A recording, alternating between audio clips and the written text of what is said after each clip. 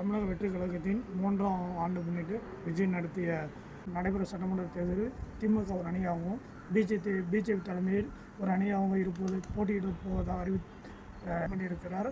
அதாவது திமுக ஒரு அணியாகவும் பிஜேபி தலைமையில் ஒரு அணியாகவும் தமிழக வெற்றிக் கழகம் ஒரு அணியாகவும் நடைபெற சட்டமன்ற தேர்தலில் போட்டியிடுவதாக சொல்லியிருக்கிறார். அதாவது பிஜேபி தான் தமிழ்நாட்டில் கூட்டணி என்று சொல்லியிருக்கிறார். தேசிய ஜனநாயக கூட்டணி தமிழ்நாட்டில் தான் தலைமை தாங்குகிறது. இது தமிழ்நாட்டு மக்களுக்கு நன்கு அறியும். ஆனால் இவர் பிஜேபி தலைமையில் தான் தமிழ்நாட்டில் கூட்டணி சொல்லியிருக்கிறார். அதாவது அதிமுக கிண்டல் செய்திருக்கிறாராம். அவருடைய கிண்டல் தற்போது மக்களிடம் எந்த ஒரு தாக்கத்தை ஏற்படுத்தாது. ஏன்னா தமிழ்நாட்டில் தேசிய ஜனநாயக கூட்டணியில் அதிமுக தான் தலைமை. அது உலகம் அறிந்த விஷயம். ஆனால் இவருக்கு இந்த அரசியல் ஞானம் இருந்திருந்தால் இப்படி பேசியிருக்க மாட்டார். இப்போ அரசியல் ஞானம் இல்லாதனால தான் வாய்க்கு வந்தபடியே பேசி கொண்டிருக்கிறார். எடப்பாடி அவர் சொன்னது போல் சினிமாவில் விஜய் ஒரு ஸ்டாராக இருக்கலாம். நான் அரசியல் பொறுத்தவரை அவர் இன்னமும் ஜீராக தான் இருக்கிறார். இந்த பேச்சையே ஒரு எடுத்துக்காட்டாக இருக்கிறது. அதனால தான் அந்த அரசியல் ஞானம் இல்லாதனால தான் கரூரில் 41 உயிர் பலியானது. இன்னமும் மக்கள் மறந்திருக்க மாட்டார்கள். அந்த 41 உயிருக்கு உயிர் இழந்த குடும்பத்தார் வீட்டுக்கு சென்று ஆறுதல் கூறவில்லை. அனைவரையும் சென்னைக்கு அழைத்து வந்து பொதுக்கூட்டம் போல உட்கார வைத்து அவருக்கு அஞ்சலி இன்னும் ஒரு கூட்டத்தை நடத்தி மக்களை ஏமாற்றி இருக்கிறார். அரசியலை பொறுத்த வரைக்கும் இன்னமும் விஜய் அவர்கள் அந்த ஞானம் கற்றுக்கொள்ளவில்லை. இன்னும் நிறைய பாடம் அவர் கற்றுக்கொள்வார். திடீர்னு சினிமாவிலிருந்து ஒதுங்கி அரசியலுக்கு வந்து ஒரே நாள் முதல்வர் ஆன மாதிரி இந்த சட்டமன்ற தேர்தலில் முதல்வர் கனவு நதைக்கிறார். ஆனால் அரசியல் என்பது மக்கள் சேவை, மக்கள் சேவை, மக்களாக இருந்து இடத்துலேருந்து மேலே வர வேண்டும். எடப்பாடி அவர்கள் அரசியலுக்கு வந்து 51 ஆண்டுகள் ஆகிறது. அடிப்படை உறுப்பினராக தொடங்கி கிளை, வட்டம், மாவட்டம் இப்படி அடிப்படையாக இருந்து இன்று அதிமுக பொதுச் செயலராக திகழ்கிறார். அவர் அடிமாற்றத்திலிருந்து வந்ததனால் 51 ஆண்டு காலம் மக்கள் செய்து கொண்டிருக்கிறார். மக்கள் அவரை ஏற்றுக்கொண்டு இருக்கிறார்கள். ஆனால் விஜய் இன்னமும் மக்கள் ஏற்றுக்கொள்ளவில்லை. அவருடைய வாக்கு வங்கி ஓட்டு சதவீதம் இன்னமும் யாருக்கும் தெரியாது. ரசிகர் கூட்டத்தை வைத்து தான் ஒரு முதல்வர் அப்படின்னு கனவு மிதக்கிறார். 2026 அரசியல் அவருக்கு ஒரு சரியான பாடத்தை கற்றுக்கொள்வார்.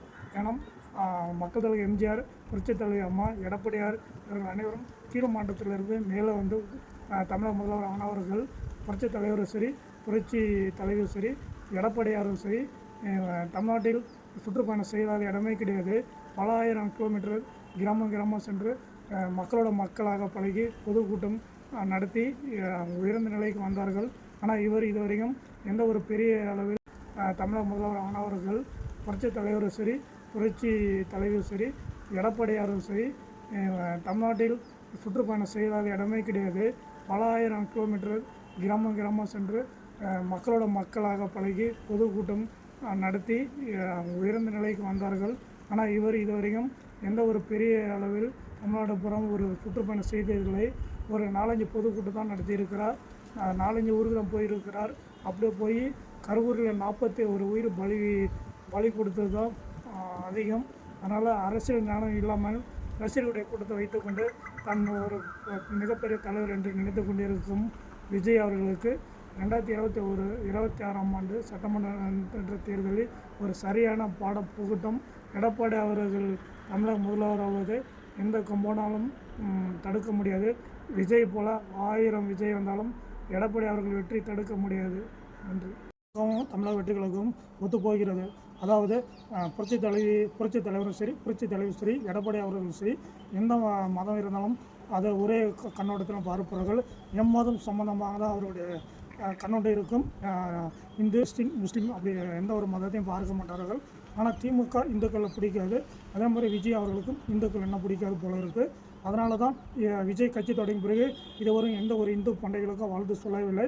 திருப்பரங்குன்றம் நடந்த அந்த சம்பவம் பற்றி எந்த ஒரு கருத்தையும் இதுவரை விஜய் அவர்கள் சொல்லவில்லை. காரணம் அவருடைய முஸ்லீம் கிறிஸ்டின் ஓட்டுக்காக தான் எந்த ஒரு கருத்தை சொல்லவில்லை என்று பொதுமக்கள் பேசிக் கொள்கிறார்கள்.